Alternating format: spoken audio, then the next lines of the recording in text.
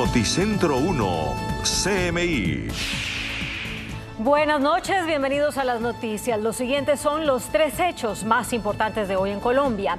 XM, el operador del Sistema Interconectado Nacional, reportó que el nivel de los embalses está en promedio en 56%. Agregó que se hace un monitoreo constante de manera que se puedan tomar a tiempo las medidas de prevención ante la posibilidad de que se presente el fenómeno del Niño. El Centro Nacional de Despacho dijo que si bien hay una disminución de los embalses frente a meses anteriores, este nivel sigue siendo aceptable. Vamos a ampliar esta noticia en nuestra emisión nacional a las 9 de la noche. 18 días completan desaparecidos 4 niños en la selva entre Caquetá y Guaviare. Más hombres de las fuerzas militares fueron enviados a la zona para intensificar la búsqueda de los hermanos Mucutuy.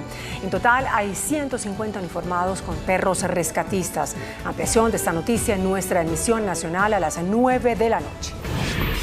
El IDEAM reiteró que hay un 85% de posibilidad de que se presente el fenómeno del Niño en el segundo semestre del año. De acuerdo con esa entidad, después de la mitad de año se realizará una evaluación que permita determinar la intensidad que tendría ese fenómeno climático. Ampliaremos esta noticia en nuestra emisión nacional a las 9 de la noche. Las siguientes son las noticias más importantes del mundo hoy. Presidente de Ecuador, Guillermo Lasso, anuncia que no se presentará a las nuevas elecciones luego de haber ordenado el cierre del Congreso. Zona de desastre en el norte de Italia. Graves inundaciones siguen cobrando vidas y causando graves daños. Rusia ordena capturar al fiscal de la Corte Penal Internacional que investiga a Putin. Saturno impone récord en el sistema solar. Le confirman 145 lunas. Con Claudia Palacios y Margarita Ortega. El presidente de Ecuador, Guillermo Lasso, manifestó que no se presentará a las elecciones anticipadas que hubo que convocar luego de disolver la Asamblea Nacional. También agregó que en los meses que gobernará por decreto emitirá órdenes ejecutivas sobre seguridad, salud y educación. En medio de la crisis que vive Ecuador, el mandatario Guillermo Lasso, en una entrevista con el diario estadounidense The Washington Post, manifestó que no tiene planes de postularse en las próximas elecciones y que no le importa quién lo reemplace, en alusión al expresidente Rafael Correa. Lasso agregó que planea usar sus últimos meses como uno de los pocos presidentes de centro derecha que quedan en América Latina para promover órdenes ejecutivas enfocadas en seguridad, salud, educación e infraestructura. Cabe resaltar que con la activación de la denominada muerte cruzada, el periodo de la administración de Lasso también se reduce. El mandatario fue escogido para gobernar hasta mayo de 2025, sin embargo ahora lo hará solo hasta noviembre próximo. Por su lado, el Consejo Nacional Electoral está obligado a anunciar en los próximos días la fecha para celebrar las elecciones a presidente, vicepresidente y legisladores, que según la directora del organismo, Diana Tamain, podrían ser el 20 de agosto. Los plazos para convocar a elecciones. Con miras a esta fecha, el arco político ecuatoriano ya se ha puesto en marcha y busca conformar el tablero electoral para poder comenzar con sus campañas. La Corte Constitucional de Ecuador rechazó los recursos contra la disolución del Parlamento, por lo que la decisión del presidente Guillermo Lasso se mantiene firme y se efectuarán elecciones generales en las próximas semanas. La justicia de Ecuador rechazó 6 demandas de inconstitucionalidad presentadas contra el decreto emitido el miércoles por el presidente del país, Guillermo Lasso, que disolvió la asamblea y convocó a elecciones anticipadas. El máximo tribunal del país indicó en un comunicado que el fallo fue unánime, por lo que la decisión del presidente Lasso se mantiene firme y se efectuarán elecciones generales en las próximas semanas. Y en ese sentido, quisiéramos tener toda la cooperación. También recalcó que así como la Corte Constitucional no tiene competencia para pronunciarse respecto a la verificación y motivación de la causal de grave crisis política y conmoción interna, invocada por el presidente para disolver la Asamblea Nacional con fundamento en el artículo 148 de la Constitución, tampoco la tiene ninguna otra autoridad judicial en el país. Aumentó a 14 el número de víctimas fatales como consecuencia de las inundaciones en Emilia-Romagna, región del norte de Italia. En esa zona, las autoridades locales y los equipos de bomberos continúan la búsqueda y las operaciones de socorro para las personas que siguen desaparecidas y desplazadas. Un verdadero escenario de desolación y destrucción se erige en Faenza, uno de los municipios más duramente golpeados por las graves inundaciones que golpearon en los últimos días a Emilia-Romagna, en el norte de Italia, donde una veintena de ríos se salieron de sus cauces. Esto debido a las lluvias torrenciales que cayeron recientemente y las cuales provocaron deslizamientos de tierra que llevaron a las autoridades de varias localidades a declarar la evacuación urgente e inmediata de varios barrios y calles, mientras lanzaron un llamamiento a la población para desplazarse únicamente en caso de necesidad. De hecho, la emergencia obligó a unas 15.000 personas a abandonar sus hogares para escapar de las inundaciones, la mitad de las cuales fueron alojadas en centros de acogida de la Cruz Roja o de Protección Civil. Mientras los equipos de bomberos y emergencias continúan la búsqueda de las operaciones de socorro por las personas que siguen desaparecidas y desplazadas. Se estancan las negociaciones para elevar el techo de la deuda en Estados Unidos. Los republicanos no aceptan propuesta del gobierno Biden y pausan el proceso. El gobierno de Estados Unidos y los republicanos del Congreso continúan divididos sobre el aumento del límite de deuda del país. El líder de los republicanos, Kevin McCarthy, anunció este viernes que las negociaciones para aumentar el límite de endeudamiento y evitar un default entraron en una pausa.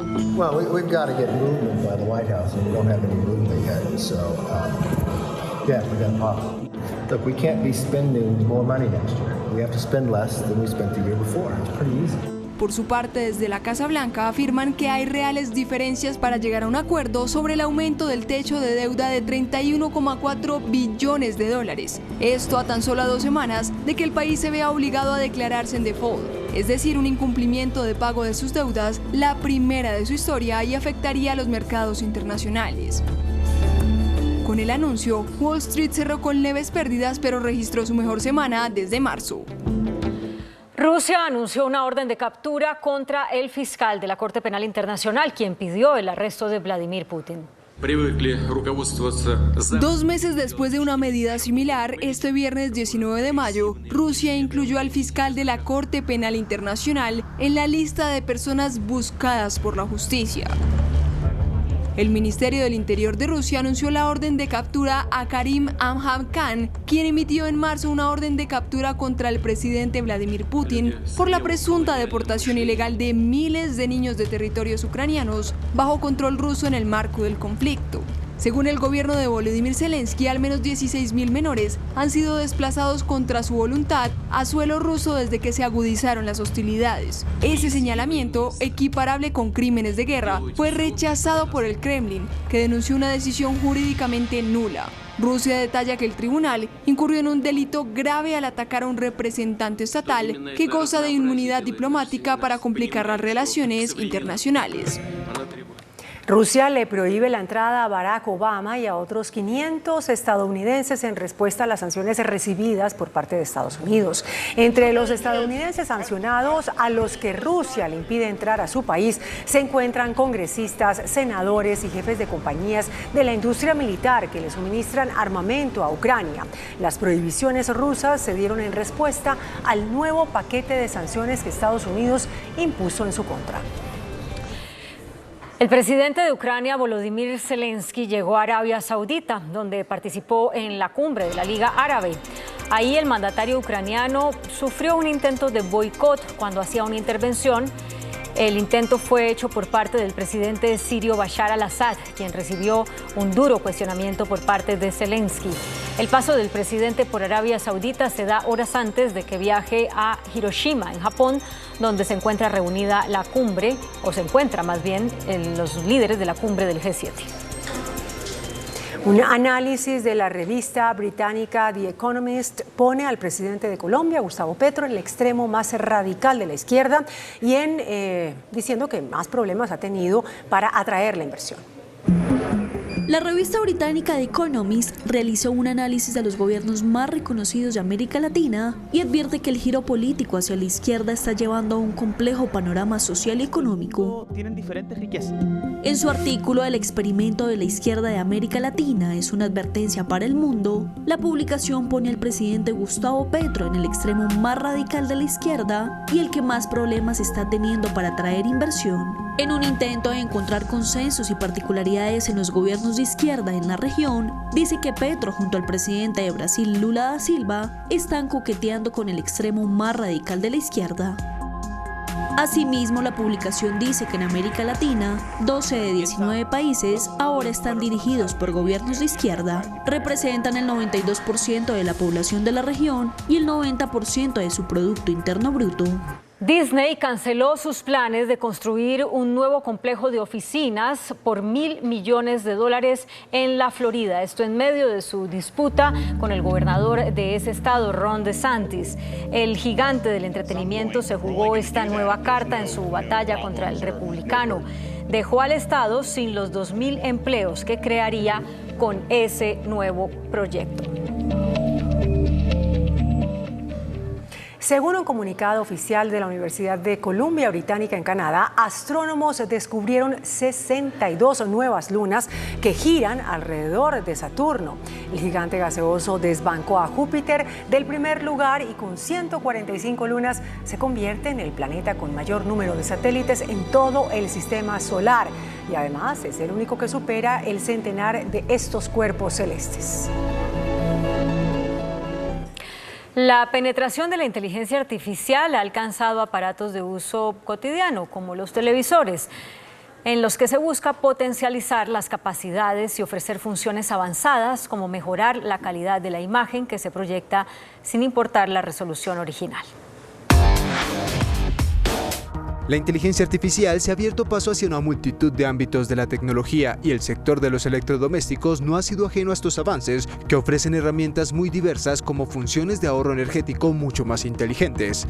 De hecho, esta tecnología ya ha alcanzado aparatos de uso cotidiano como son los televisores, que gracias a la inteligencia artificial son capaces de potencializar sus capacidades, como ocurre con el nuevo Neo QLED 8K de Samsung, el cual incorpora una inteligencia artificial capaz de mejorar automáticamente la calidad de la imagen que se proyecta a 8K sin importar su resolución original.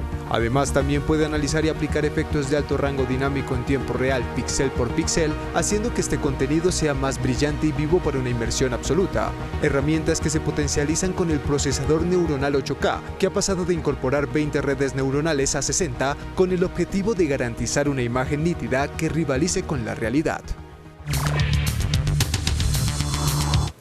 Muy buenas noches. Segunda parte de la entrevista con el doctor Jorge Iván González, director nacional de planeación. Ayer terminé la entrevista, doctor González, preguntándole, ¿habrá un reajuste en el impuesto predial? Eso depende, Yamí, de cada municipio. Los municipios tienen autonomía para definir las tarifas del predial. Por ejemplo, Bogotá tiene una tarifa que empieza en el 5 por 1000 y es exponencial hasta el 11,5 por 1000. Otros municipios la tienen una línea del 6 por 1000, otros 7 por 1000, otros 8 por 1000. Pero en Colombia estamos lejos de tarifas de predial que se han aplicado en otros países. Digamos, hay países, muchos de los países desarrollados tienen prediales del 20, 21 por 1000. Entonces nosotros todavía en ese sentido estamos bajitos. Ahora esa tarifa la determina cada consejo municipal y puede determinarla como una tarifa plana, todo el mundo paga lo mismo, o como Bogotá, que en función del valor del avalúo usted la va aumentando. Ese es un primer punto. Ahora, los municipios obviamente pueden mejorar. Como el que usted mencionó, Cartagena. Cartagena, por ejemplo, tiene un área tan importante en Cartagena de tanta valorización como Serena del Mar, en la avenida hacia Barranquilla. Por ejemplo, Cartagena está cobrando 6 por 1000 de predial. En apartamentos que perfectamente les podría cobrar, póngale el 11 Bogotá, el 11 por 1000. Cartagena ha hecho un esfuerzo. Y hay que reconocerle al alcalde dado el esfuerzo que ha hecho en materia de mejoramiento de los avalúos.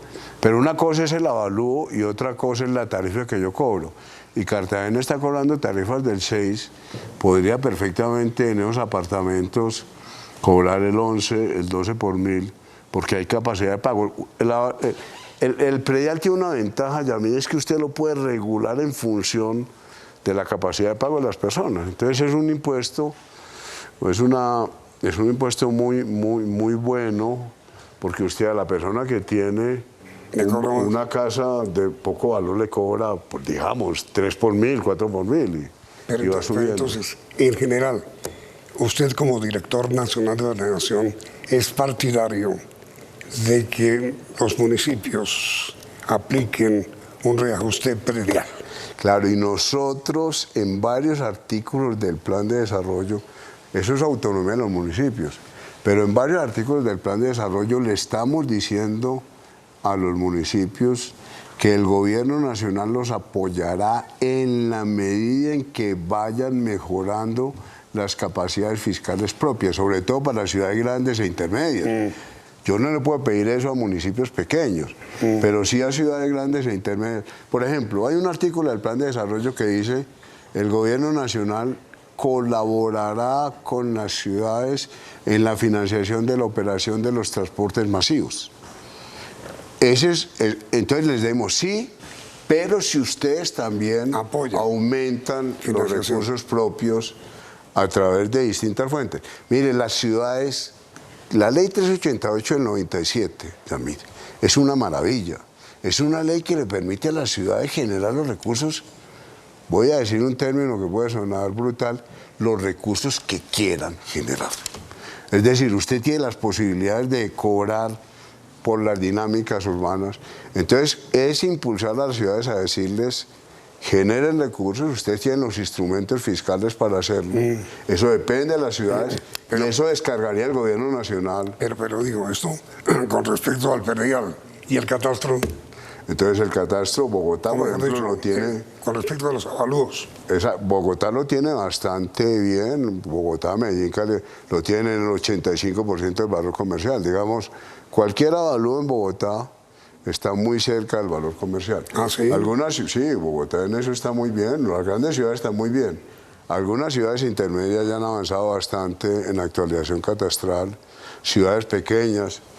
Estos días, Soacha, por ejemplo, han mejorado considerablemente los avalúos, y entonces esos son recursos muy útiles, fundamentales para las ciudades. Usted me mencionaba ayer, el doctor González, los ejes del plan de desarrollo que hoy sancionó el presidente Petro en Inírida. ¿Qué es la seguridad urbana que contiene el plan? Seguridad humana, nosotros decimos, es como el segundo gran capítulo. La intuición de la seguridad humana es cómo logramos que en este país las personas pueden llevar el tipo de vida que consideran valioso. Es decir, si usted quiere ser pianista, que encuentre un piano. Si usted quiere tocar saxofón, que en algún lado haya saxofón. De cómo creamos las condiciones para que en el país, en las escuelas, en los barrios, cualquier persona pueda desarrollar el tipo de vida que considera valioso. ¿Cuántos genios, Yamil, se pierden en este país? Jóvenes que podrían ser grandes violinistas, grandes saxofonistas. Bueno, no solamente en la música. Bueno, música, usted puede en la música, deportistas, bueno, desde que usted pueda tener en el colegio, entrenador, entrenadora de fútbol, entrenador, entrenadora de básquet, profesor de piano, profesora de piano. Hay una frase, ese capítulo está muy marcado por un economista, premio Nobel, que se llama Amartya Sen. Él dice, la sociedad tiene que crear las condiciones para que cualquier persona pueda desarrollar el tipo de vida que le parece valioso. Eso es ese capítulo. ¿Cómo creamos las condiciones para que todos podamos vivir bien? Y si usted quiere, ahí utilizamos el término que me parece muy potente. Sí, pero entonces, sí, ¿y cómo se crean? Entonces, bueno, esta educación, salud, vivienda, cultura, deporte. Entonces, ¿qué es lo que está haciendo el plan? Todos estos, digamos, condiciones básicas, el plan de desarrollo, por ejemplo, en educación, el presidente ha sido clarísimo. Sí, pero digo, concretemos, ¿qué hacer cuando uno quiere ser saxofonista o sastre o modisto? Primero empezar a crear, ampliar todos estos servicios del Estado en educación, mejorar. ¿Quién? El gobierno nacional en educación. Por ejemplo, en educación universitaria, técnica y tecnológica, en la edición presupuestal va a haber más de 1,5 billones de recursos adicionales. Entonces usted mejora las condiciones educativas y entonces el colegio le empieza a ofrecer a los jóvenes, a los niños, a las niñas unas condiciones para que puedan tener mejores profesores, etc. Eso parece un plan a larguísimo plazo. No, porque ya hay un aumento de recursos. Obviamente estamos lejos, obviamente, porque hay limitaciones importantes de recursos, pero bueno, es eso, es lo que ya sabemos en el tema de deporte. Pues obviamente la ministra de Deporte ha propuesto ampliar, mirar cómo mejoramos las condiciones, lo mismo en cultura, digamos, en cada uno de los sectores, en vivienda, cómo hacemos viviendas en mejores condiciones, con mejor hábitat, es eso. Y hay otro capítulo, otro eje, digamos, del plan de desarrollo sancionado hoy, que se llama el derecho humano a la alimentación. Eso sí que es grave. Porque este país, si sufre de algo, es de hambre.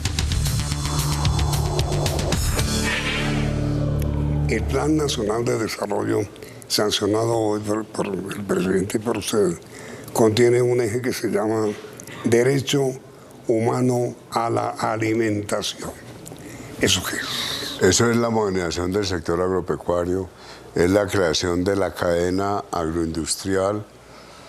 Es decir, ya como comentábamos ayer, ¿por qué Colombia importa maíz? Es responder a esa pregunta. Es decir, es absurdo que este país no esté produciendo la mayoría de los alimentos que consumimos.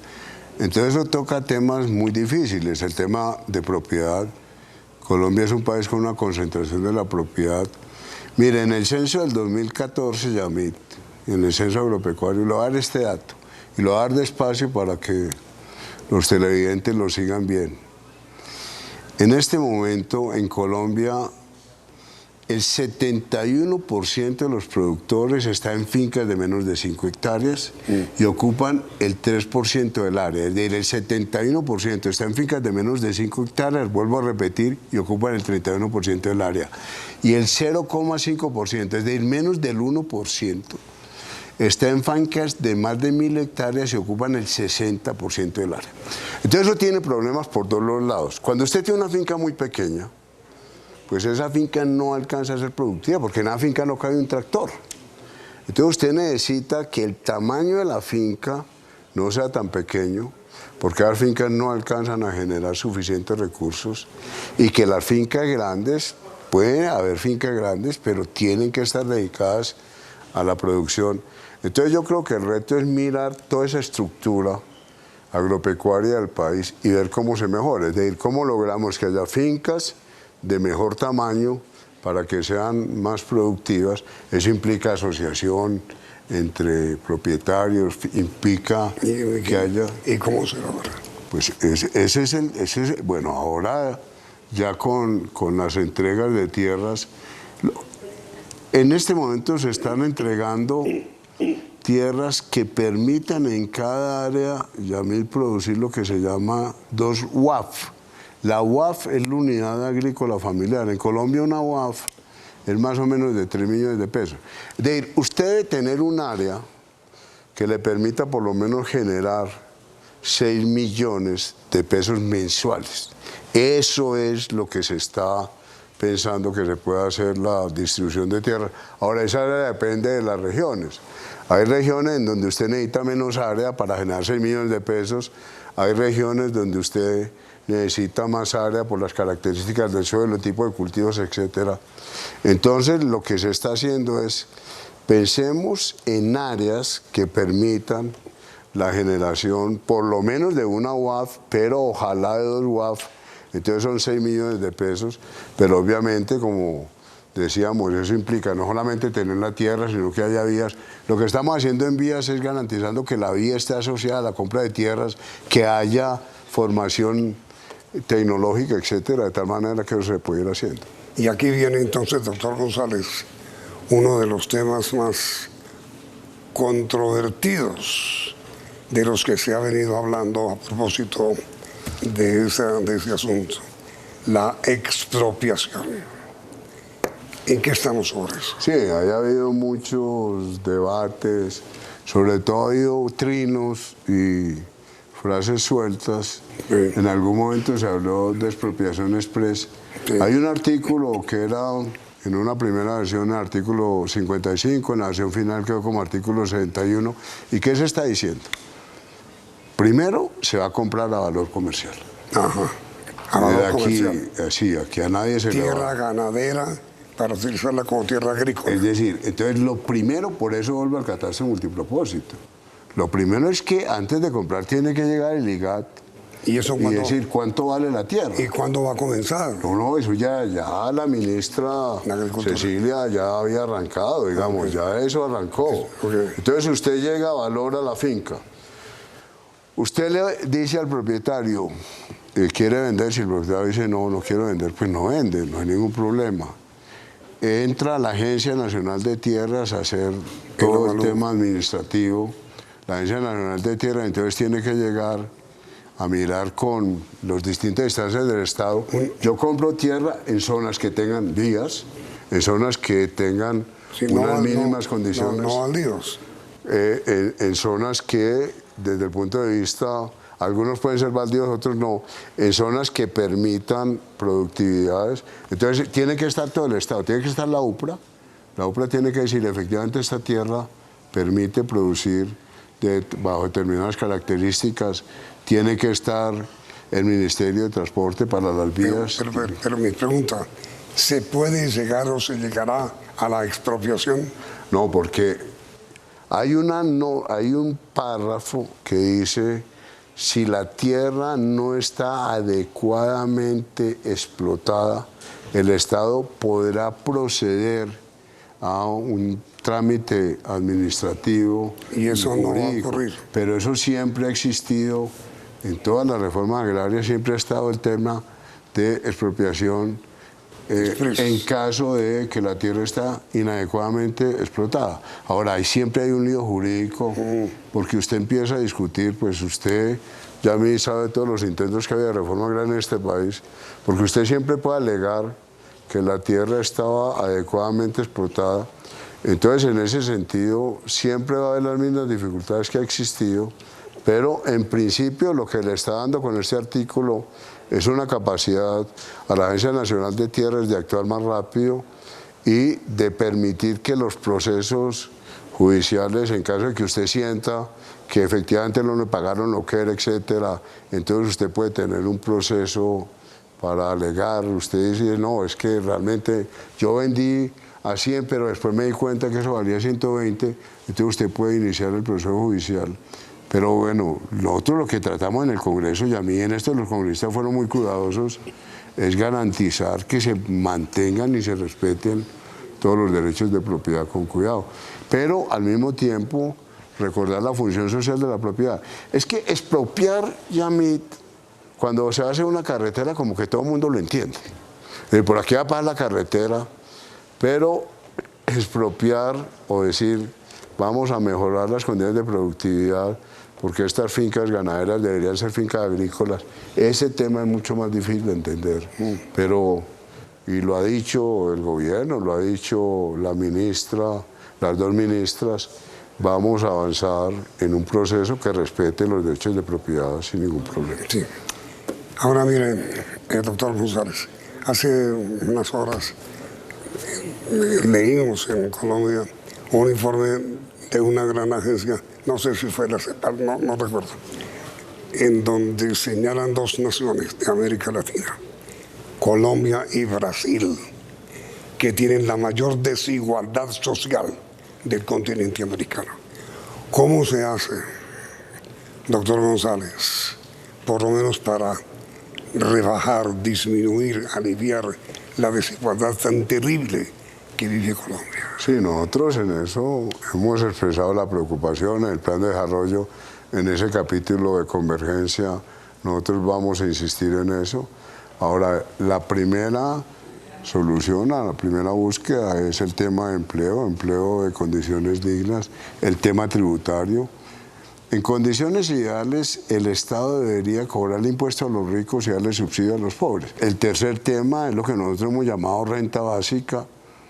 Nosotros en el plan de desarrollo, este es otro de los artículos que como que no le paran bolas, pero es crucial. Nosotros logramos, y el Congreso nos aprobó, la definición de una renta, de una declaración universal de ingresos, una renta que todo mundo en este país nos informe sobre los ingresos. Ahora informan los declarantes a la DIAN, pero nosotros debemos llegar a lo que hemos llamado un registro universal de ingresos, que no solamente declaren las personas que le pagan a la DIAN o que no, declaran a la DIAN, algunos contribuyentes o no, pero hay una franja muy fuerte que están ahora en Familias en Acción, que son objeto de atención de política pública.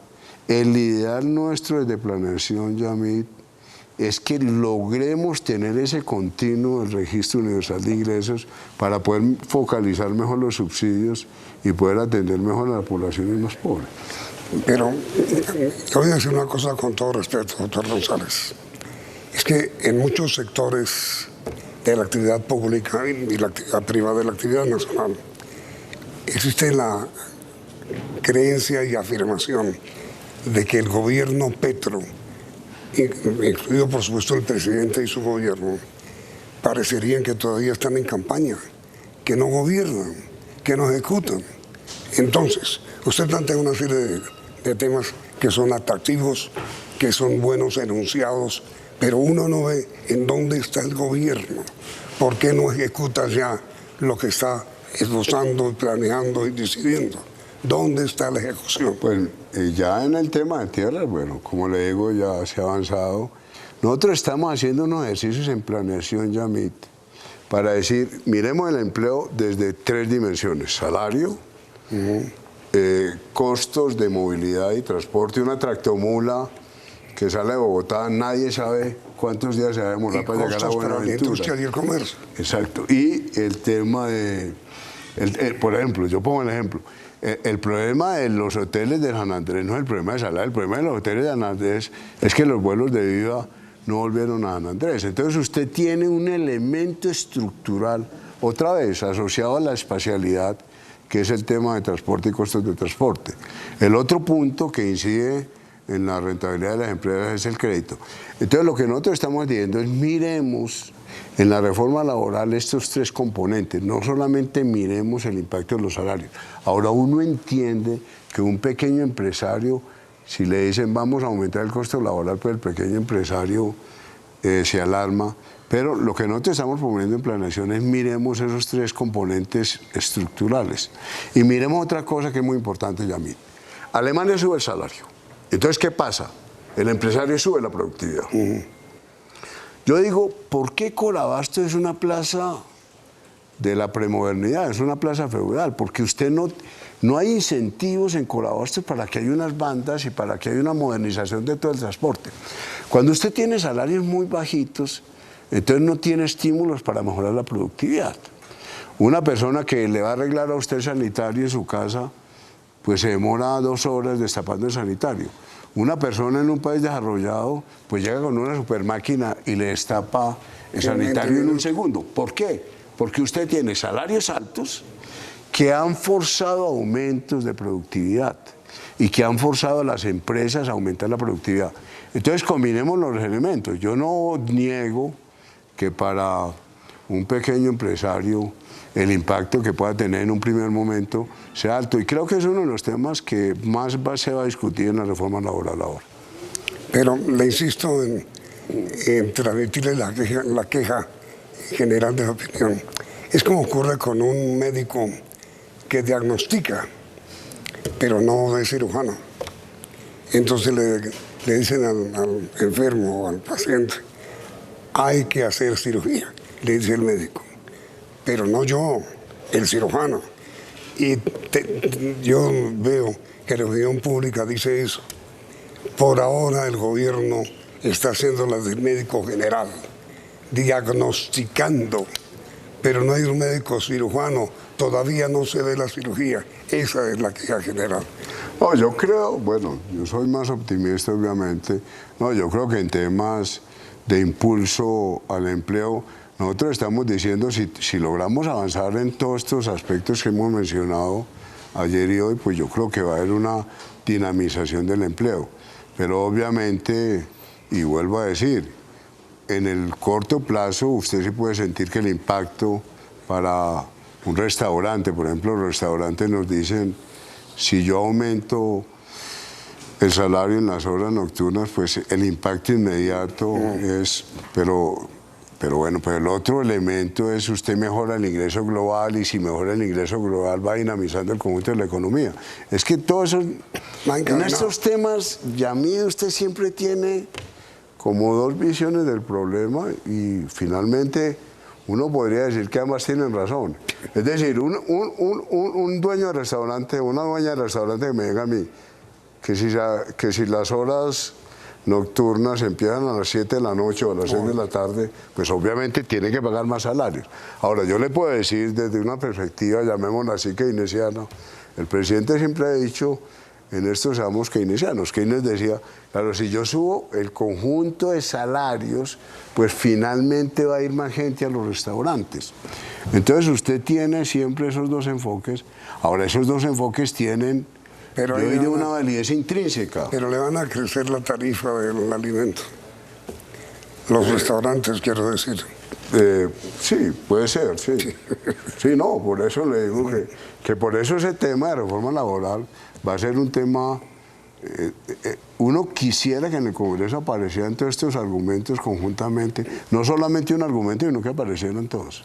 Pues bueno, doctor Jorge Iván González, ha sido un placer tenerlo a usted como invitado durante estos días. Muchísimas gracias. Y mire, transmítale por favor, si usted es tan amable, a sus compañeros de gobierno, que la opinión pública, según lo que uno percibe como periodista, sigue esperando al gran cirujano. No, claro, yo creo que y las expectativas son grandes. Las expectativas que nosotros sentimos en los diálogos regionales son grandes.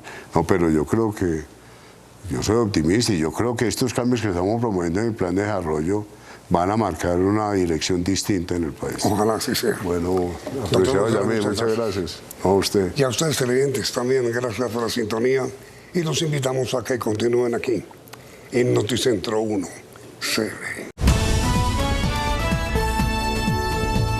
Noticentro 1 CMI. Envían más y más tropas para búsqueda de niños desaparecidos hace 19 días. Mal clima en la zona dificulta operaciones. Se amplía perímetro de búsqueda. Petición a comunidades indígenas para que ayuden en la búsqueda. Nueva comandante de la Policía de Bogotá anuncia mujeres oficiales para comandos locales. Nueva directora de Antiguo ESMAD afirma que no habrá más violencia sino diálogo en ese cuerpo. Sin tierra no habrá paz, dice el presidente Petro en Guainía al sancionar plan de desarrollo. Presidente Petro descarta racionamiento de energía. Con Claudia Palacios y Margarita Ortega. Iniciamos nuestra segunda hora de noticias. 19 días completan ya desaparecidos los 4 menores de edad, 2 niños y 2 niñas, en la selva entre Caquetá y Guaviare, luego del siniestro aéreo. Más hombres de las fuerzas militares fueron enviados a la zona para intensificar la búsqueda de los hermanitos Mucutuy. En total son 150 uniformados que con perros rescatistas intentan dar con el paradero de estos pequeños. Continúa la búsqueda de los 4 hermanitos Mucutuy en la selva amazónica en los departamentos entre Caquetá y Guaviare. Lo que nos complica, lo que hace más complejo la misión son las ventanas meteorológicas tan pequeñas que hay para el desarrollo de la misma. Aquí la meteorología puede estar muy buena en un momento y en 30 minutos, 40 minutos hay tormenta, formaciones de mal tiempo, sistemas de baja presión. Este viernes fueron enviados otros 50 comandos de las fuerzas especiales. Estos se suman a los 100 uniformados que fueron enviados hace 14 días. Estos comandos, que son los más entrenados de Colombia y podría uno decir que también del hemisferio, y son referentes global de fuerzas especiales, van a reforzar el trabajo que llevan haciendo. Insertando en el área del siniestro personal de policía judicial y un comando de la compañía de búsqueda y rescate para la organización de la carga en la parte en tierra. El papá de 2 de los menores de edad está en la zona ayudando a las fuerzas militares a la búsqueda. El perímetro para encontrarlos se amplió. Familiares de los menores desaparecidos tras el accidente de la avioneta pidieron a las comunidades indígenas de la zona ayuda con la búsqueda de los pequeños. Familiares de los niños indígenas le hicieron un llamado a las otras comunidades indígenas de la zona a ayudar en la búsqueda. Que pertenece a Guaviare, Mitú, o también a los que están por la ribera del río Apaporis, que también que nos ayude en la parte espiritual, que en la selva pues son fuerzas oscuras. Yo necesito también que me apoye. Este momento estoy en un dolor muy tremendo. Califican como héroes a las personas que realizan la búsqueda de los 4 niños.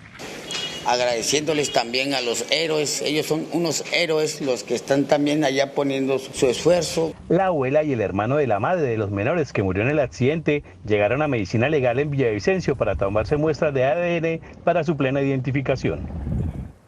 Y por su parte, el presidente Gustavo Petro indicó que los problemas de conectividad en la zona donde están desaparecidos estos menores de edad han dificultado su búsqueda.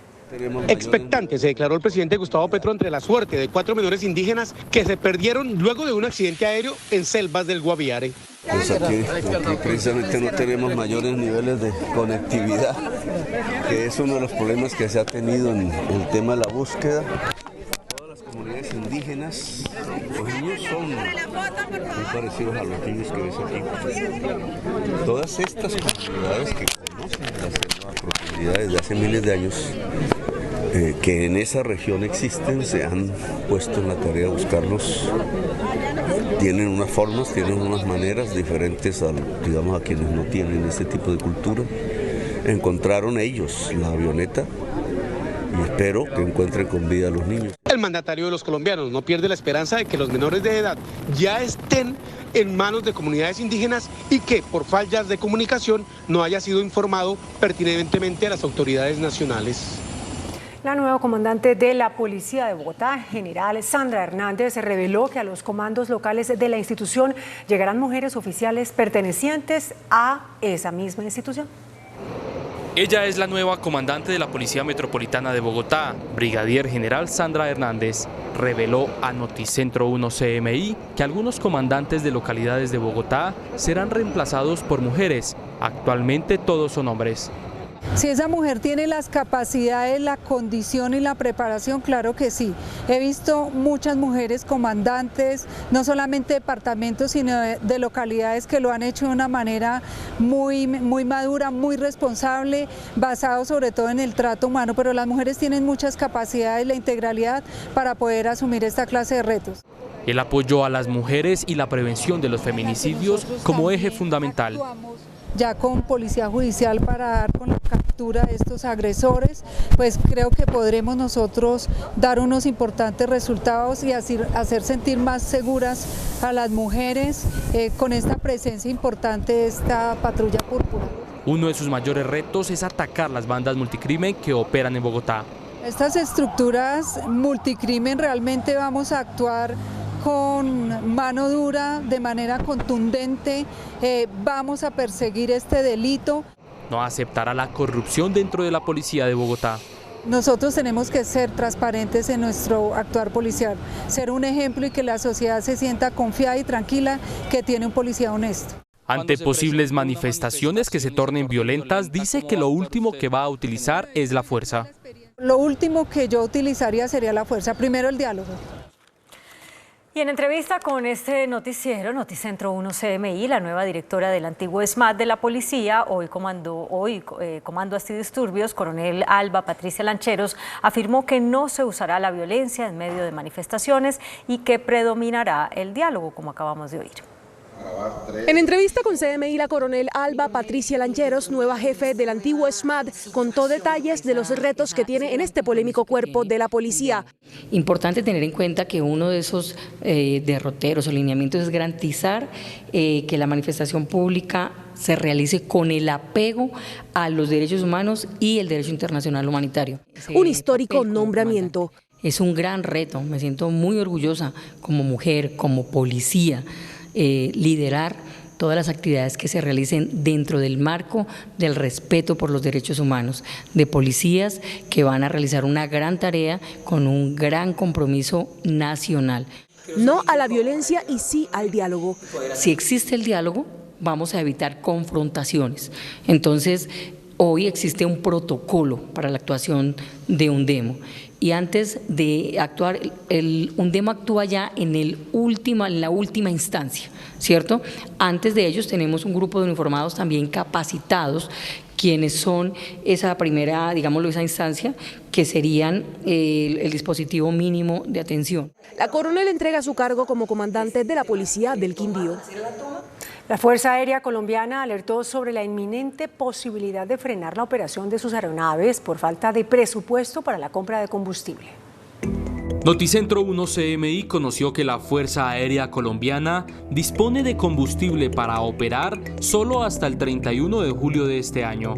Que no podemos cumplir con nuestra misión, que nuestra misión es volar, entrenar y combatir para garantizarle a todos los colombianos seguridad y defensa nacional. Todo tendría que ver con el presupuesto que tiene en este momento la Fuerza Aérea. Para el 2023 se les asignó un 62,4% de los recursos necesarios para poder desplegar operativamente su parque de aeronaves.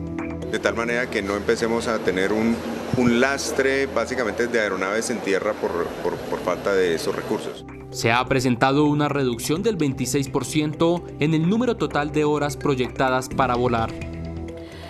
En Caloto, Cauca, hombres armados asesinaron a un indígena en presencia de su hija. James Quilicue Rivera salió junto a su hija menor de edad en la vereda Pajarito, municipio de Caloto, con destino al mercado del municipio de Miranda, pero en el sector del Barranco fue interceptado por sujetos armados quienes lo retuvieron y luego lo asesinaron en presencia de su hija. Por eso hay un total rechazo por parte de las comunidades indígenas del Cauca. Sin embargo, pues estaremos también reuniéndonos con las autoridades para tomar decisiones frente a estas situaciones. Según el Consejo Regional Indígena del Cauca Creek, son 36 los indígenas asesinados en lo que va corrido del año. A este tipo de acciones se le agrega el reclutamiento de menores, que sus cifras ascienden a 40 en el año 2023, que están en poder de los grupos armados ilegales. En la vía entre Tadó, en el Chocó, y Pereira, en Risaralda, fueron incinerados 2 vehículos de transporte público. Las autoridades aseguran que el hecho lo cometió presuntamente la guerrilla del ELN. 2 buses que cubrían la ruta Quibdó-Pereira e Itzmina-Pereira fueron incinerados en la mañana de hoy en el sitio conocido como Tabor, en el municipio de Tadó. Fueron interceptados de pronto por un grupo subversivo, no tenemos claro cuál es, y tomaron la decisión de hacer bajar los pasajeros, incineraron los 2 vehículos. Ante este hecho, que de nuevo se presenta en el Chocó, pero que involucra a una empresa de transportes de Pereira, el gobernador de Risaralda le solicitó al ministro de Defensa mayor control en esta vía por las afectaciones que está generando. Pedirle al señor ministro de la Defensa que intervenga para que se pueda articular mucho más con la fuerza pública del departamento del Chocó, porque debemos recuperar esa articulación que veo se perdió. Estos hechos se suman a los registrados hace una semana, donde resultaron lesionados varios militares al caer en un campo minado, en la misma zona donde hoy fueron quemados los buses. Ojo, sin reenviar. Al término de la comparecencia de Salvatore Mancuso en la Jurisdicción Especial para la Paz, la Procuraduría le pidió que aporte información sobre el asesinato de Álvaro Gómez Hurtado. Las autodefensas en alianzas con el Estado Aportar más información que permita esclarecer el crimen del dirigente conservador Álvaro Gómez Hurtado, asesinado en 1995, fue una de las peticiones que elevó el procurador delegado ante la JEP, Jairo Acosta, al excomandante paramilitar Salvatore Mancuso, debido a su cercanía con Carlos Castaño, fundador de las Autodefensas Unidas de Colombia. La Procuraduría también le solicitó a Mancuso que manifieste si conoció al extraditado líder del Clan del Golfo, alias Otoniel, y hable sobre los vínculos de empresarios y ganaderos con la Casa Castaño. La JEP le dio un plazo de 30 días a Mancuso para responder estos y otros interrogantes.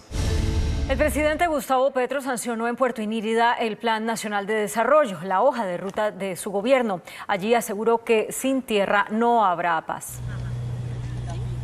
Al sancionar el Plan Nacional de Desarrollo en la comunidad indígena El Remanso, en el departamento de Guainía, el presidente Gustavo Petro defendió una vez más las reformas que está adelantando su gobierno. Dijo que con esta hoja de ruta se va a constituir lo que es una verdadera Colombia, potencia mundial de la vida. Hasta la comunidad indígena Puinabe y Curripaco, en el departamento de Guainía, acudió el presidente Gustavo Petro para sancionar el Plan Nacional de Desarrollo.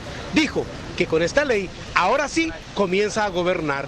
A partir de hoy, el gobierno del cambio gobierna con su plan de desarrollo que se llama Potencia Mundial de la Vida. Para el jefe de Estado, lo que contempla el Plan Nacional de Desarrollo son las promesas de campaña que debe traducirse en derechos cada una de ellas. Este plan de desarrollo dice educación. Este plan de desarrollo balbuciantemente dice salud, derechos. Este plan de desarrollo dice agua potable, derechos.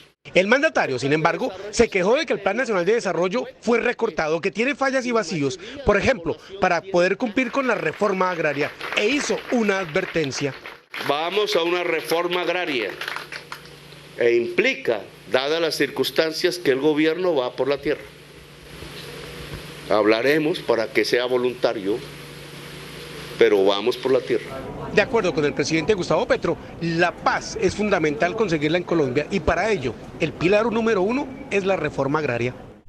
En la firma de este Plan Nacional de Desarrollo, el presidente Gustavo Petro estuvo acompañado por todo su gabinete ministerial y por la vicepresidenta Francia Márquez, quien se unió luego de llegar esta mañana desde Francia. Con el fondo del Cerro de Mavicure, en Guainía, Gerardo Arcizábal, Noticentro 1, CMI. También desde Puerto Inírida, el presidente Gustavo Petro descartó un racionamiento de energía pese a la alta probabilidad de que se registre una sequía en los próximos meses. De plano, el presidente Gustavo Petro descartó la posibilidad de un racionamiento de energía por el fenómeno del Niño en Colombia. Es un fenómeno del Niño que va a haber 90% de probabilidad. Hasta este momento, lo que las mediciones dan es débil o moderado. Y dijo que las generadoras de energía tienen billonarios recursos para implementar los proyectos que eviten cualquier contingencia energética en el país. Hay 68 billones de pesos, ojo, que están en manos de las empresas de la electricidad, que no son de ellas. Es un ahorro del país a través de los cargos de confiabilidad para realizar obras que ya deberían estarse haciendo. La ministra de Ambiente, Susana Muhammad, quien acompañó al presidente en la firma de este Plan Nacional de Desarrollo, manifestó que el gobierno va a adelantar una campaña pedagógica para que los colombianos ahorren agua y también energía. La Unidad de Gestión de Riesgo excluyó al departamento de Risaralda de la zona de riesgo de influencia del volcán Nevado del Ruiz. De acuerdo con el director de la Unidad Nacional de Gestión del Riesgo y Desastres, Olmedo Ruiz, la decisión se da por un cambio de medición alrededor del volcán. Excluye al departamento de Risaralda, concretamente al municipio de Santa Rosa de Cabal, ¿sí?, y concentra los esfuerzos en el departamento del Tolima, con 5 municipios, 40 veredas y un municipio en el departamento de Caldas. La entidad explicó que este cambio se generó para intensificar las zonas de mayor amenaza en donde puede coexistir fenómenos volcánicos como corrientes de densidad piroplástica, flujos de lodo, avalanchas de escombros, gases volcánicos, entre otros. La medida de evacuación continúa en la zona. Crece la polémica por la aprobación parcial de la reforma a la salud. Algunos sectores aseguran que los artículos aprobados destruyen el actual sistema. Los ponentes de la iniciativa la defienden. La aprobación de varios artículos denominados como líneas rojas del proyecto de reforma a la salud agitó nuevamente los ánimos entre actores del sistema de salud, principalmente las EPS, que advierten un riesgo latente para atención de usuarios de aprobarse el documento. Lo que hay es una eliminación de las EPS. Las EPS se eliminan, deben entregar a la población, a los usuarios que vienen atendiendo, en muchos casos por años, sino por décadas, a unos centros de atención primaria que se denominan CAPS. La oposición insiste en que el trámite legislativo que se ha dado a la reforma está lleno de irregularidades. Esta reforma no solamente es inconveniente porque va a acabar con el sistema de aseguramiento en el país, sino que también es ilegítima, no cuenta con el apoyo ni de pacientes, médicos y académicos, sino que además ha estado llena de vicios de trámite. Mientras que los ponentes del proyecto están optimistas. ¿Les parece gravísimo que uno pueda debatir y discutir en las horas de la noche? A mí, por el contrario, me parece que eso es loable, que nosotros estemos trabajando fuertemente. La próxima semana se reanudará el debate. Hay polémica en Bogotá por el barrido de las calles. Un millonario pleito entre los operadores de aseo podría revivir si la Corte Constitucional acepta la solicitud del magistrado Alejandro Linares de seleccionar para revisión una tutela de promo ambiental. Detrás de este oficio, que pasa desapercibido a los ojos de los bogotanos, hay un pleito millonario que estaría a punto de revivir. Se trata de la disputa entre Promo Ambiental y los 4 operadores de aseo por los kilómetros barridos en la ciudad. La polémica es la siguiente. Promo Ambiental, que presta el servicio en la zona 1, la más grande de Bogotá, que es todo el borde oriental, considera que se le debe pagar más por el servicio de barrido, al acreditar más kilómetros atendidos. Pero los 4 operadores restantes, Área Limpia, Lime, Ciudad Limpia y Bogotá Limpia, e incluso el distrito, consideran que está cobrando servicios adicionales no justificados. Lo cierto es que en el 2021 Promo Ambiental ganó un laudo, en el que se reconocía que la distribución en los ingresos por el barrido se había hecho de manera errada y desequilibrada. En el 2022, el Tribunal de Bogotá lo tumbó. Promo Ambiental tuteló la decisión y en el 2023 la Corte Suprema se la negó y ahora buscan revivir el laudo por la Corte Constitucional. El objeto de la tutela no es de establecer una mayor o menor tarifa para los ciudadanos en la ciudad. El objeto de la tutela es simplemente definir si los árbitros en un tribunal de arbitramiento pueden ser revocados en su decisión. Aunque Promo Ambiental insiste en que la tutela solo busca resolver un tema de competencia, Proceraseo, que representa a los otros operadores, cree que va más allá. Seleccionar esa tutela solamente beneficiaría a los intereses económicos de Promo Ambiental. Eso descalabraría el equilibrio, afectaría el equilibrio financiero de toda la licitación. Eso llevaría a la quiebra a las operadoras y eso generaría una crisis en el servicio de aseo en Bogotá. La plata en juego supera los 35.000 millones de pesos, pero la pregunta es, ¿de dónde saldrá? ¿Del bolsillo de los operadores o de los bogotanos? No puede un tribunal de arbitramiento de particulares afectar intereses públicos. Estamos casi seguros que se aumentaría la tarifa del servicio público de aseo específicamente en el barrido público. Lo cierto es que el magistrado Alejandro Linares solicitó seleccionar y revisar la tutela en la Corte Constitucional, en línea con las pretensiones de Promo Ambiental. La decisión de seleccionarla o no se conocerá a final del mes. El presidente de la Conferencia Episcopal Colombiana, Monseñor Luis José Rueda, hizo un llamado al gobierno y al Congreso para que las reformas sociales que está proponiendo el presidente Petro se tramiten sin polarizar al país, sin sesgos ideológicos y pensando en el bien común. Monseñor Luis José Rueda, arzobispo de Bogotá, dijo hoy que con motivo de la Jornada Mundial de las Comunicaciones que se celebrará el domingo, el Papa Francisco hizo un llamado a que los periodistas divulguen informaciones que no polaricen y que al contrario unan a los ciudadanos de un país en un propósito común. Monseñor Rueda extendió su invitación al gobierno y al Congreso para que las reformas sociales en trámite sean fuente de concertación y no de división. Invito a todos para que no nos dividamos, para que no nos polaricemos, para que no nos pongamos la camiseta y la actitud de la enemistad unos con otros, sino que este es un momento para trabajar por el país, para unirnos todos, para poner las mejores capacidades al servicio de las búsquedas históricas de nuestro país, de tal manera que las reformas y los cambios nos beneficien a todos. Monseñor Rueda recalcó que con la reforma a la salud debe predominar el diálogo y la concertación en favor de la dignidad humana. El ministro de Transporte, William Camargo, ordenó a los centros de diagnóstico automotor entregar un seguro de responsabilidad que cubra eventuales daños materiales que puedan causar los vehículos que certifican. El gremio respondió que las aseguradoras no quieren venderles una póliza por esos riesgos.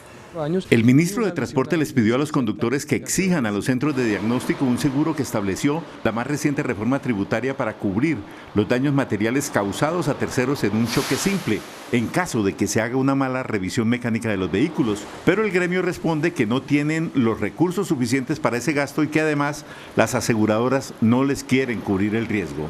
Yo invitaría al ministro a que sea cuidadoso con los planteamientos, ya que realmente en el mercado no existe en este momento todavía una póliza aprobada por la superfinanciera. Solamente están presentados los documentos de Mundial de Seguros y otras que están haciendo el análisis de otras compañías, por lo tanto no podemos pedirlo, y lo que puede generar es una conmoción social de enfrentar a los conductores contra los CDAs. En los centros de diagnóstico hoy no pueden entregar la póliza. Para los clientes que nos están solicitando la póliza les estamos explicando que el artículo dentro de la ley no ha sido reglamentado y tampoco esta póliza está lista y tampoco ha sido suscrita en la Superintendencia Financiera. Por lo tanto, nos es imposible entregar dicha póliza. Así las cosas, los centros de diagnóstico están a la espera de que las compañías de seguro expidan finalmente el seguro por los daños materiales por choques simples. En Bogotá, una mujer perdió la vida en medio de un procedimiento estético en una casa fiscal de la localidad de Kennedy. Y yo le pregunté, ¿y mi esposa? Por favor, deme razón de mi esposa, yo quiero saber de mi esposa, cómo está, dónde está ella, yo quiero verla. Y me dijo que estaba muerta. Estas fueron las declaraciones de los médicos de la clínica Medical de la localidad de Kennedy, luego de que Rosalba Rodríguez, una mujer de 46 años, ingresara presuntamente en grave estado de salud después de haberse realizado unos masajes en una estética que se ubica dentro de una casa fiscal. Sacan de este edificio una bolsa con dos personas que cargaban bastante peso, unas cajas, y ingresan esto a un vehículo blanco. El carro que recoge a Rosalba es presuntamente una patrulla de la Policía Nacional que conduce el esposo de Catherine Zuleta, dueña de este centro estético. Según la versión de las autoridades, el policía habría actuado en ayuda de su esposa y de la víctima. Noticentro 1 CMI revela la declaración ante la Fiscalía del exdirector del Invías, Gabriel García Arizabaleta, en la que acusa al excandidato presidencial Óscar Iván Zuluaga en el caso Odebrecht. El exdirector del Invías, Daniel García Arizabaleta, decidió colaborar con la Fiscalía y en 2 interrogatorios entregó los detalles sobre la posible financiación de Odebrecht en la campaña de Óscar Iván Zuluaga en el año 2014. Arizabaleta, en palabras de otros testigos, era el hombre de confianza de la multinacional, al punto que habría servido para lograr la adjudicación de la Ruta del Sol Sector 2. En la declaración que rindió García ante la Fiscalía y que fue conocida por CMI, ratifica que Zuluaga lo buscó para que Odebrecht le pagara al publicista Duda Mendoza. Al principio la campaña tenía serios problemas de imagen, motivo por el que Óscar Iván Zuluaga señaló que le habían recomendado a un publicista brasilero que acompañó al candidato Lula da Silva en ese país, mostrándose interesado en contactarse con ese publicista. El interés de enlazar a Odebrecht sería que asumiera una deuda de $600.000. Una intermediación con Odebrecht para solicitar que la empresa asumiera el pago de la deuda que la campaña había contraído con el publicista. García dice que hubo 3 reuniones en Brasil y Colombia con directivos de Odebrecht. La primera de ellas sostenida por Óscar Iván Zuluaga, Iván Duque y Luis Batista, funcionario de Odebrecht cercano a Liberto Martorelli. El sustento de García serían 2 grabaciones que le hizo a Zuluaga, en las que aceptaría el ingreso de los $600.000, pero además hablaría de más recursos de Odebrecht. Así lo indica un documento de la Fiscalía. En las grabaciones, una de las conversaciones que sostuvo con Óscar Iván Zuluaga, este manifestó que el apoyo económico de Odebrecht fue de alrededor de $1.500.000. Este noticiero estableció que la Fiscalía delegada ante la Corte ya valora esta declaración e investiga formalmente a Óscar Iván Zuluaga por los delitos de fraude procesal y falsedad en documento privado. El señor Zuluaga era plenamente conocedor acerca de la compañía Odebrecht, pagó al publicista brasilero que contrató la campaña. ¿Pero por qué García decidió colaborar? En el mismo expediente se revela que el empresario Eduardo Zambrano, condenado por este caso, le entregó a la fiscalía las copias de 12 cheques por valor cercano a los 360 millones de pesos que serían la prueba del pago de las gestiones a García. Acompañó las pruebas con esta declaración. Siempre me manifestó que Daniel era una persona muy valiosa para ellos, o sea, Odebrecht. Si bien no me lo dijo directamente, sí me manifestó en varias oportunidades que Daniel García era una persona valiosa y de confianza para el desarrollo de Odebrecht en Colombia. García ahora tendrá que ratificar sus señalamientos contra Zuluaga para continuar con los beneficios judiciales. Un juez condenó a 4 años de cárcel a Juan José Laverde, cerebro del escándalo de Centros Poblados. Tras llegar a un acuerdo con la Fiscalía, Juan José Laverde, cerebro de la falsificación de documentos en el escándalo de Centros Poblados, pagará una condena de 4 años de cárcel. En este caso, se detectó que él fue uno de los principales implicados en la falsificación de las pólizas. Tenían el pleno conocimiento que estaban participando en la falsificación de varios documentos privados, denominados garantías de cumplimiento, que amparaban la ejecución de un billonario contrato público. En este proceso también está siendo investigado Emilio Tapia, luego de que se detectara la falsedad para lograr el convenio para llevar Internet a las regiones apartadas del país durante el anterior gobierno. La Sala Penal de la Corte Suprema de Justicia absolvió al exmagistrado de la Corte Constitucional, Rodrigo Escobar Gil, por el delito de tráfico de influencias. Escobar estuvo vinculado al caso Fidupetrol. La Corte tumbó la condena de 4 años de prisión que fue impuesta en 2018 al abogado Rodrigo Escobar por tráfico de influencias. Han sido 8 años largos de mucho dolor y de sufrimiento. Escobar trabajó como abogado de la firma Fidupetrol en 2013, cuando estalló un escándalo por el pago de un soborno para que la Corte Constitucional seleccionara una tutela con la que Fidupetrol pretendía tumbar una multa de 22.500 millones de pesos. Aunque Escobar conversó con el magistrado ponente del caso, la Corte consideró que su gestión no fue delictiva.